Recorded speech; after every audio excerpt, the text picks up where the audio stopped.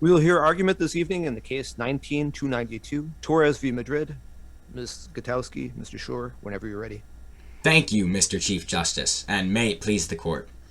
On the morning of July 15th, 2014, New Mexico State Police officers Janice Madrid and Richard Williamson went to an apartment complex in Albuquerque to serve an arrest warrant to a woman by the name of Kayenta Jackson.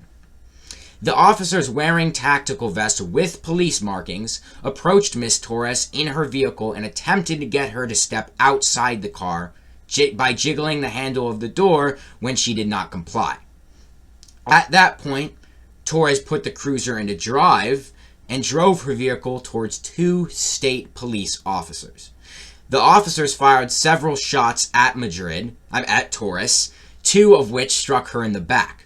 Miss Torres then fled from the scene, collided with another motorist, stole another running vehicle, not wanting to wait around because of her own outstanding arrest warrant, and drove over 75 miles west to Grants, New Mexico, evading arrest until the next day.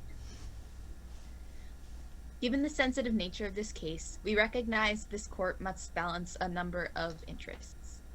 It's for this court to rule on the decision made by the United States Court of Appeals for the 10th Circuit pertaining to whether petitioner Roxanne Torres was seized by New Mexico State Police officers Madrid and Williamson's gunfire under the meaning of the Fourth Amendment to the United States Constitution. If Ms. Torres wasn't seized, then there can be no Fourth Amendment violation. This court also seeks to reconcile Hodari D with existing case law, answering whether physical force must be successful in detaining a suspect to constitute a seizure. We also must ask ourselves, what is the function of the meaning of the word seizure in the Fourth Amendment, and how does that impact our ruling in this case? Lastly, only if the petitioner clears each of these barriers must we consider the reasonability of the officer's actions in the context of seizure, all of these dictating whether officers Madrid and Williamson are at fault or are protected by qualified immunity. Today, we argue that a Section 1983 excessive force claim cannot be made in the absence of physical control of a suspect. On that point, I'd like to ask, at what point does a police officer effect a seizure for purposes of the Fourth Amendment? From the founding of our nation, readings of Fourth Amendment jurisprudence have shown that seizure has meant the taking possession, physical control, or custody of a suspect. This is shown in the case of Hodari D, when Justice Scalia wrote, from the time of the founding to the present, the Fourth Amendment's term seizure has meant a taking possession.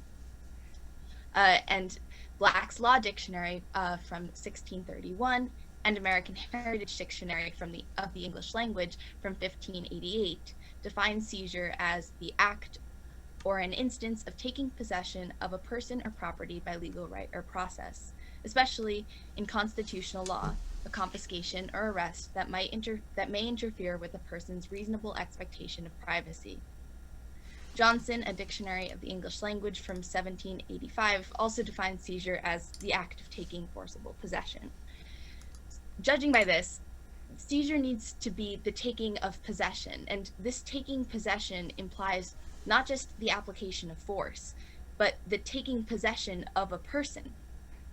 And though Torres was struck by the officer's bullets, the officers arguably still didn't have possession of her person because they were unable to exercise any amount of control over her actions. A seizure must also satisfy the Mendenhall test, and this test states that a person is seized only if, in view of all of the circumstances surrounding the incident, a reasonable person would have believed that he was not free to leave. In Mendenhall, Justice Stewart points out that the subjective intent of an officer to detain a suspect is not determinative of if a seizure under the Fourth Amendment's meaning occurred, only whether a reasonable person would believe that the suspect was free to leave. And this is elucidated in Tennessee v. Garner, when Justice White wrote that whenever an officer restrains the freedom of a person to walk away, he sees that person. These cases provide a basis for recognizing if a seizure has occurred. For an officer to stop a suspect from walking away, the suspect must either submit to that officer's show of authority, if not be subdued by physical force. And moreover, in Mendenhall, a seizure occurs when an officer, by means of physical force or show of authority, has restrained the liberty of a citizen. Mendenhall clearly distinguishes that physical force and show of authority are only means through which a seizure can occur, but they in themselves do not constitute a seizure because they fail to restrain the liberty of a citizen. In the case at hand, Torres fled without stopping or slowing down from the scene, indicating that her freedom of movement was not restrained. The 2006 case of Brooks v. Gansel tells us the mere use of physical force or show of authority alone, without termination of movement or submission, does not constitute a seizure. The court ruled in favor of the officers because they found that the officer's use of force against the petitioner failed to control her ability to evade capture or control, stating that an officer's intentional shooting of a suspect does not affect a seizure unless the gunshot terminates the suspect's movement or otherwise causes the government to have physical control over him. Regardless of the intent of officers Madrid and Williamson to stop Ms. Torres from striking them with her moving vehicle, the shots they fired didn't stop Torres, so therefore could not have seized her. Even after being hit twice in the back by the officer's gunshots in Albuquerque, Torres, who had an outstanding arrest warrant, fled the scene of the shooting, proceeded to steal a running vehicle off the side of the road, and drove another 75 miles west to Grants before stopping. And these facts are undisputed by Ms. Torres. So all of this would clearly indicate that, for all intents and purposes, Ms. Torres felt free to leave and her freedom of movement was not restrained. Now, this articulation in Mendenhall is further expanded in Brower, and we contend that Brower already answered this question in ruling that for a seizure to have occurred, there must be intentional acquisition of physical control through show of authority or physical force such that the suspect does not feel free to leave. In Randall v. California, this case determined that when an officer uses said show of authority to get an individual to stop and the person stops, that is considered a seizure. Now, in the majority opinion of this case, Justice Souter wrote that a police officer may make a seizure by a show of authority and without the use of physical force, but there is no seizure without actual submission. Otherwise, there is at most an attempted seizure so far as the Fourth Amendment is concerned. The citizen's freedom of movement must be physically controlled or restrained in order for this seizure to occur. It stands to reason then that submission, in this case, constituted the seizure itself, far from the show of authority, and in fact, without submission, there is only an attempted seizure. We must understand that an attempted seizure is not a seizure, because the police officer then cannot do what they intended to do. The goal of that apprehension, the goal of the seizure, cannot be reached. The only clear precedent that we can apply to Torres v. Madrid comes in the form of Brower v. County of Inya. This dealt with the use of physical force when a suspect crashed into a barricade, a roadblock, and this demonstrated that an officer using physical force can get an individual to stop, and therefore that stoppage, that use of physical force that results in a stoppage, counts as a seizure.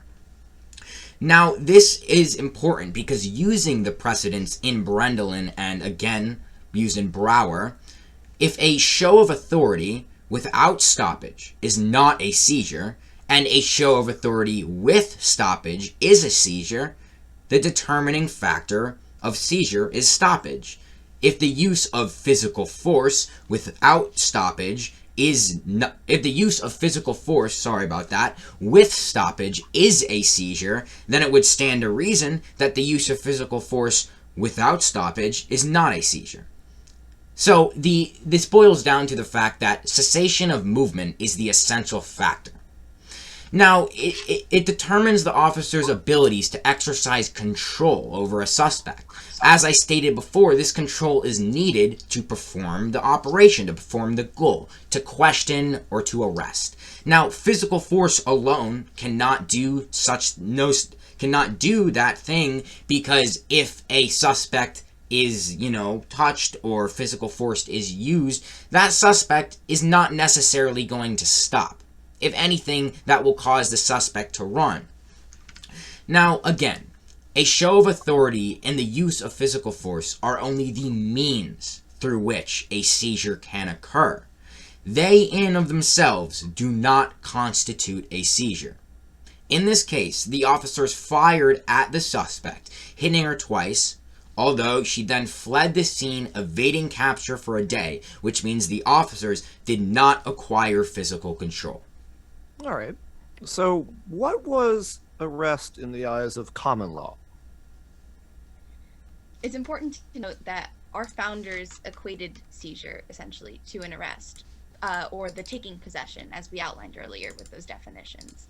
And we understand that the common law, that English common law, which set the precedent for Justice Scalia's opinion in Hodari, is based on the 1704 ruling of Jenner v. Sparks, which amounted an arrest to an officer so much as laying hands on a suspect.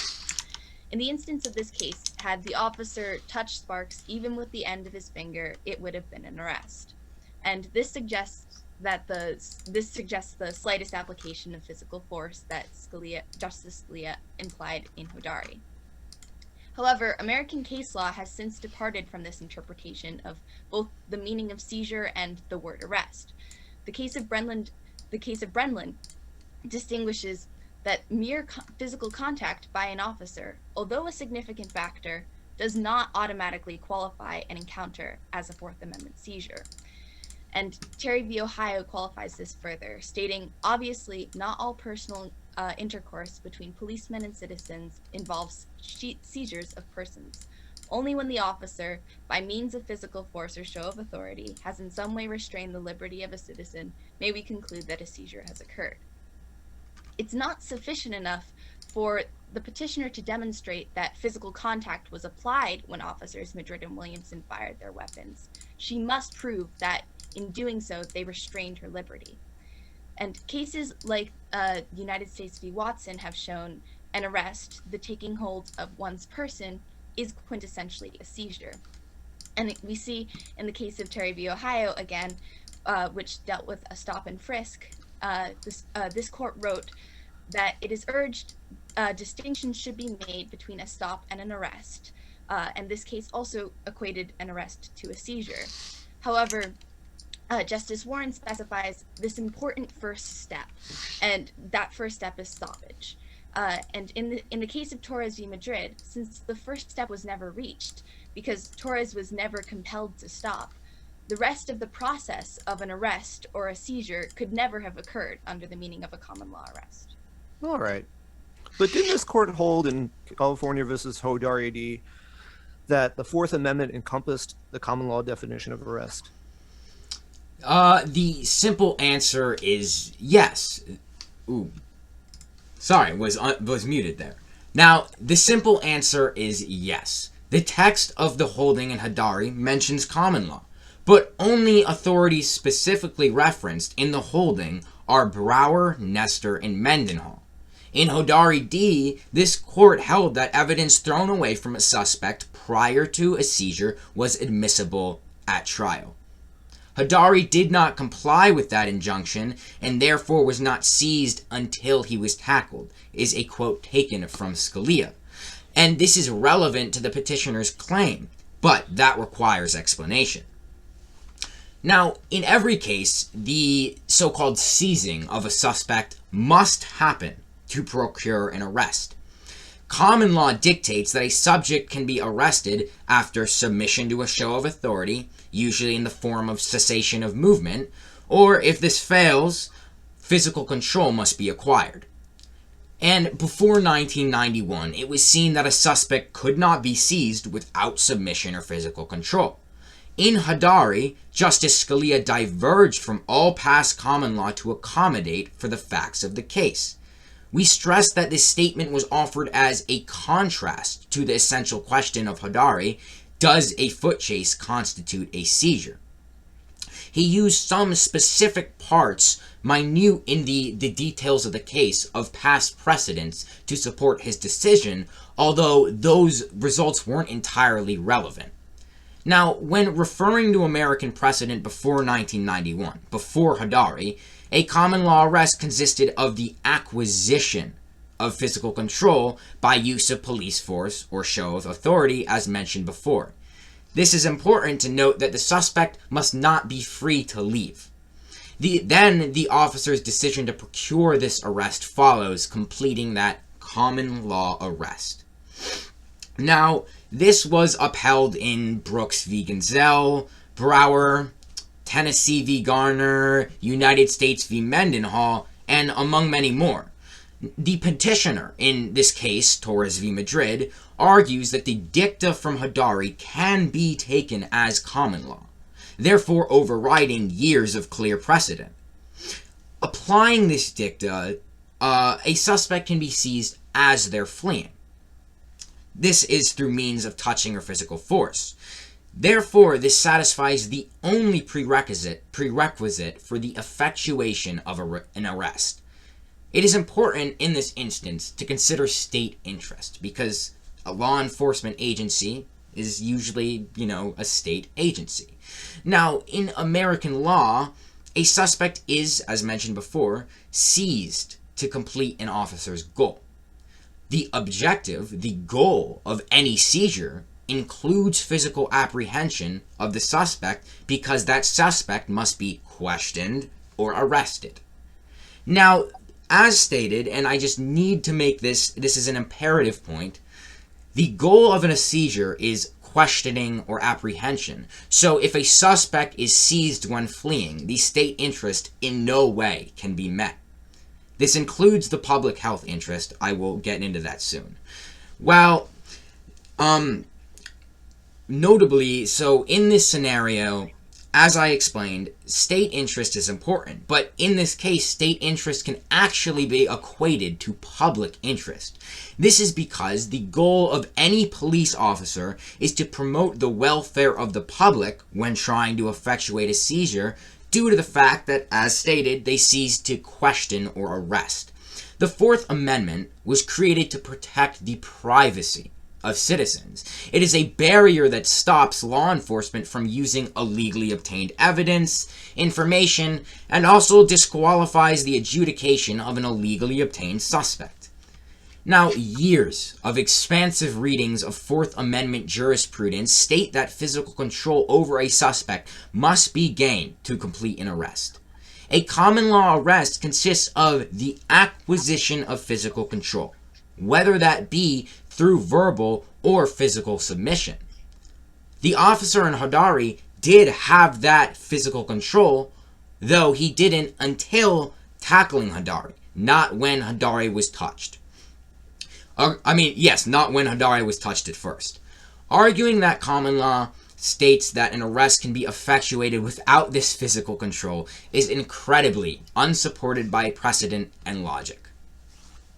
And as we outlined in response to the previous question, in the context of the original meaning of the Fourth Amendment, the definition, a common law definition of arrest, effectively was a seizure. And more specifically, as Mr. Schur stated, in order to effectuate an arrest, a seizure must occur.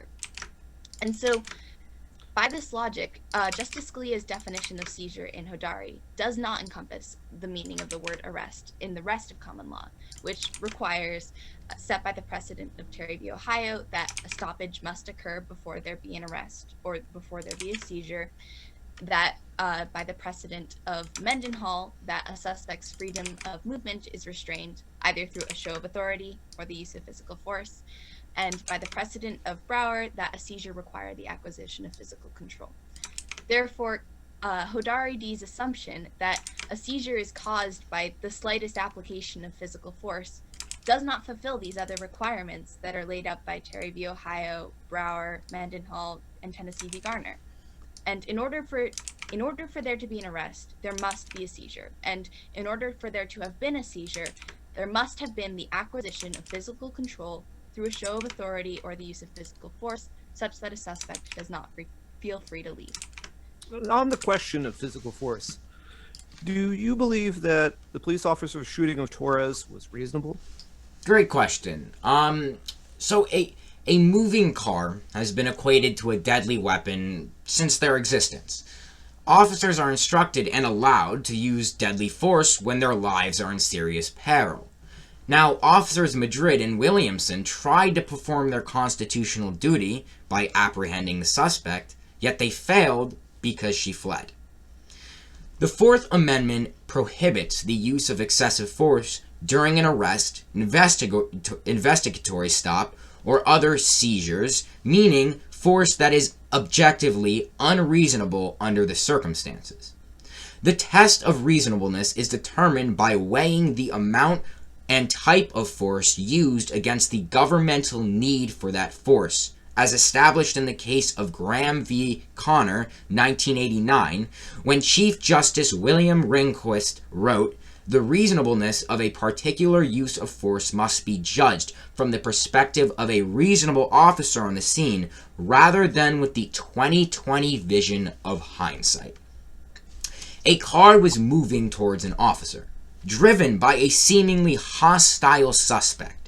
Precedent from Tennessee v. Garner, 1985, states that deadly force is reasonable when an officer has probable cause, to believe that a suspect poses a threat of serious harm to the officers or others. These officers, they may then use deadly force to prevent escape or prevent injury. It cannot be argued that a moving vehicle doesn't qualify as deadly force, or at the very least, force enough to cause serious injury. It is well known throughout law that a vehicle is in fact a deadly weapon. Ms. Torres claims that she was not aware that the officers were in fact officers, but that has no relation to the officers' actions. Furthermore, she pled guilty to, firstly, aggravated fleeing from a law enforcement officer, and secondly, assault upon a police officer. The petitioner's claims here have no basis.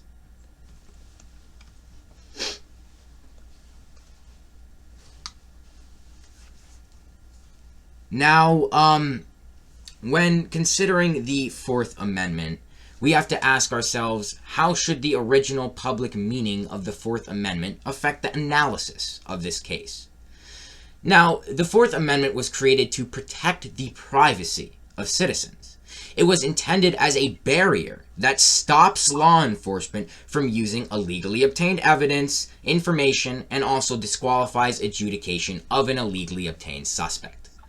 As shown previously, years of expansive readings of the Fourth Amendment jurisprudence state that physical control over a suspect must be gained to complete a seizure.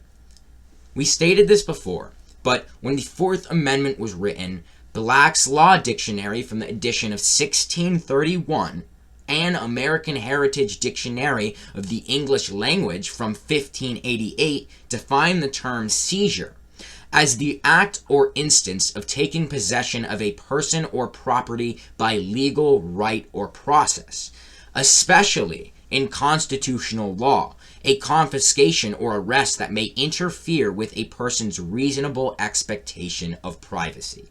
Another dictionary from around the same time, Johnson, a dictionary of the English language from a few centuries later, 1785, also defines seizure as the act of taking forcible possession. These definitions blatantly show that a seizure, physical control, possession within a seizure, is an essential part of effectuating this seizure. Now, the original meaning of the Fourth Amendment should be, one of the first things considered when applying and analyzing the claims made by the petitioner in Torres v. Madrid. When applying this original public meaning, it is clear that she is using the Fourth Amendment for something other than its use. Simply put, she is using the wrong tool. The due process clause The Due Process Clause identifies unreasonable behavior, if at any, therefore holding the subjects responsible. Now, the Fourth Amendment, and it is important to make this distinction, can be used to identify unreasonable behavior. We are not arguing that it cannot. Although, the responsibility for the harm incurred by this regrettable incident resides solely on Miss Torres. This use of the wrong tool forces a broad reading of the Fourth Amendment, and this is one that doesn't support state or public interest or even framers' intent. Written in Justice Frankfurter's dissenting opinion of the case Davis v. United States, 1946, the Fourth Amendment reflects experience with police excesses and clearly shows the Constitution will not tolerate unnecessary government intrusion on an individual's freedom.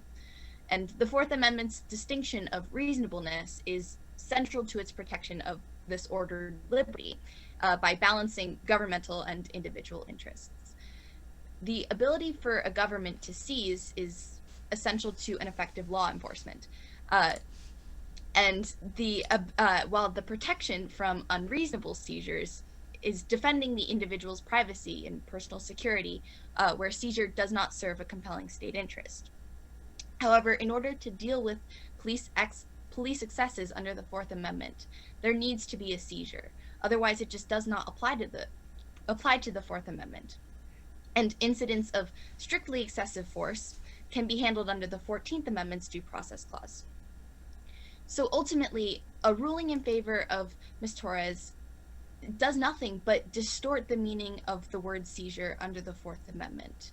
And we recognize that today's political climate is fraught with incidents of police brutality, which we can't afford to be ignorant to. We're not asking this court to be ignorant to these problems.